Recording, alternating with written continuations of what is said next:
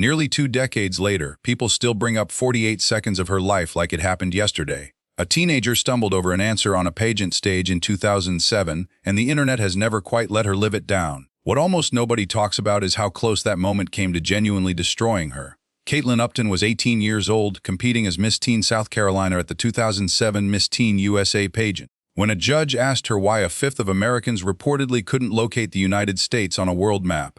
Flustered under the lights, she gave a rambling, disjointed answer referencing the Iraq and helping Asian countries, an answer that made no real sense and instantly became one of the first true viral video moments of the internet era. She still finished third runner-up in the competition.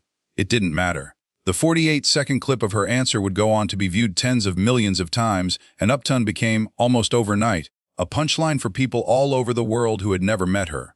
What followed wasn't the kind of thing an 18-year-old is prepared to survive. Upton has said she lost close friends she'd known since childhood, people she'd grown up playing soccer with, who simply distanced themselves once the ridicule started. She's described specific incidents of cruelty that went far beyond ordinary teasing, being surrounded and mocked by a group of college athletes at a party, and even a threatening, disturbing letter left in her parents' mailbox. Behind a public face that tried to seem unbothered, she was privately falling apart.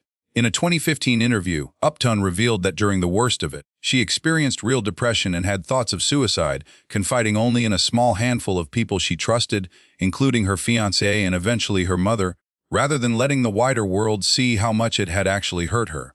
What she did with that pain, over the years that followed, is where her story becomes worth telling. Rather than staying silent about it forever, Upton eventually chose to speak publicly about the toll the incident took on her mental health, later becoming an advocate for a mental health support app aimed at helping other people going through similar struggles reach out anonymously. She's described the entire experience, painful as it was, as something that ultimately forced her to build real resilience, an admission that doesn't excuse what she went through, but reflects how she chose to carry it forward. The clip has never fully gone away.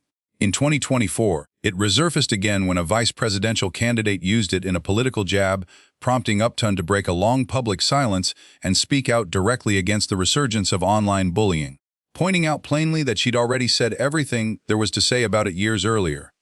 It was a reminder that, for her, this wasn't just an old meme. It was a genuinely painful chapter of her life that kept getting reopened by people who had no idea what it had actually cost her. Today, Upton lives a quieter, more private life with her family, working in real estate and modeling occasionally, largely removed from the spotlight that once made her famous against her will. She's proof that a single viral moment, however small it might have seemed to millions of strangers laughing along online, can carry real and lasting weight for the person living inside it. So the next time that old clip resurfaces in your feed, remember there's an actual person behind it, someone who nearly didn't survive the aftermath, who found her way through it anyway, and who has spent years since trying to make sure other people going through the same kind of pain know they're not alone either. This account references suicidal thoughts. If this topic affects you personally, please know support is available and you don't have to face it alone.